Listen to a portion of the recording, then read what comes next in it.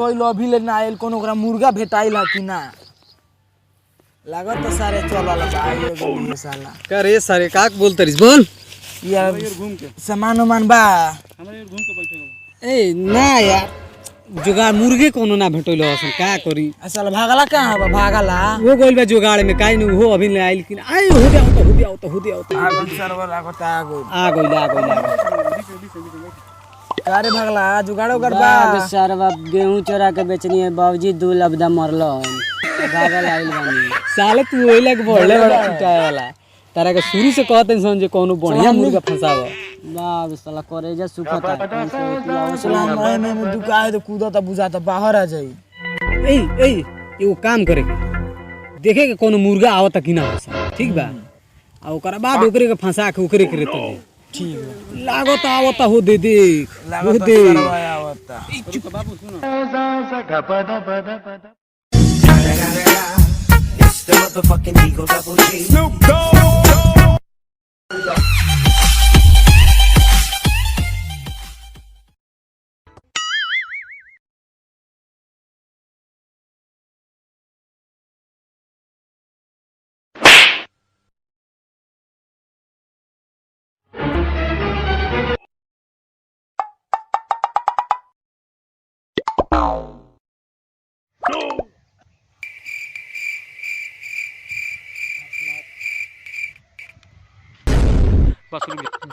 क्या करबा जमाना बड़ी खराब बा साला 3 गो आवारा बाड़ा सुना था ना बड़ा गजन को के रख दे साला ना कमाए के ना धमाए के जानता रह हम इने नहीं खसनु रे बड़ा ओकनी के नु कमाए के ना धमाए के बा समझ लनु जे कि बगली में से साला बीड़ी छीन के आ पी जाता रसन का करब 2 रुपया जौने बचा के रखतनी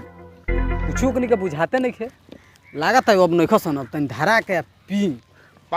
दिमाग धोचिरिया गइल बा हमार साफ था कुछो नहीं खे बुझा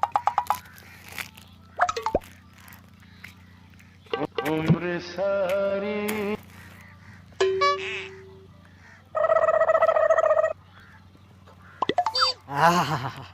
आत्मा जुड़ा गई रे दादा बड़ा देर से मन को लेरला पिए के रह द तनी अब नटी झुरा त बाद में पियम तनी अब आराम से तनी सुत रही बड़ा मस्त नहीं लागता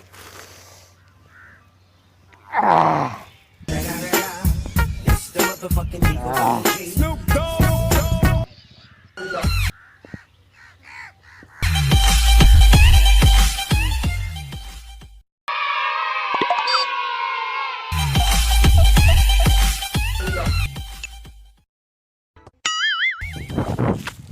Oh no!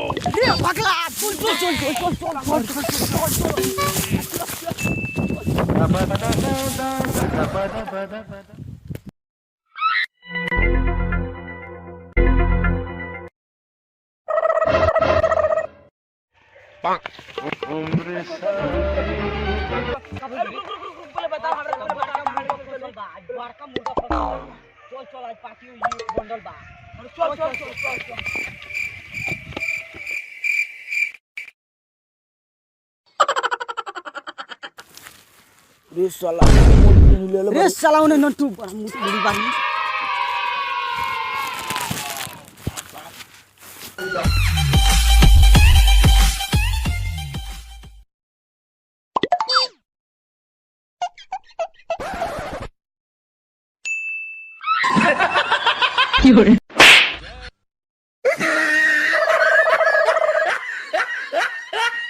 उम्र सारी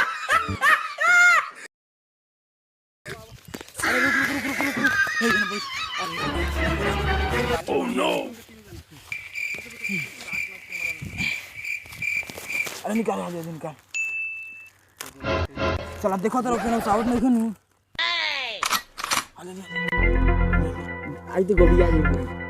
चला तू तो मिसाइल पर ही चलो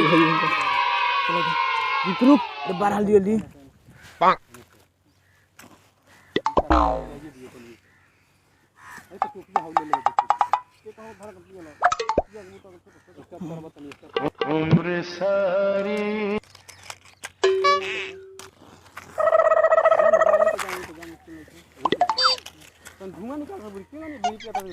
मिर्गा देख ली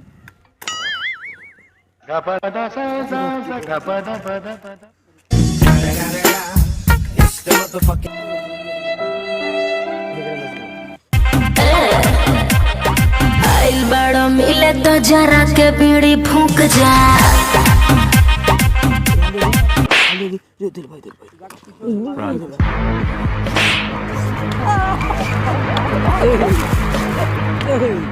साला सब है की बोले सब बाप रे बाप ना छोड़े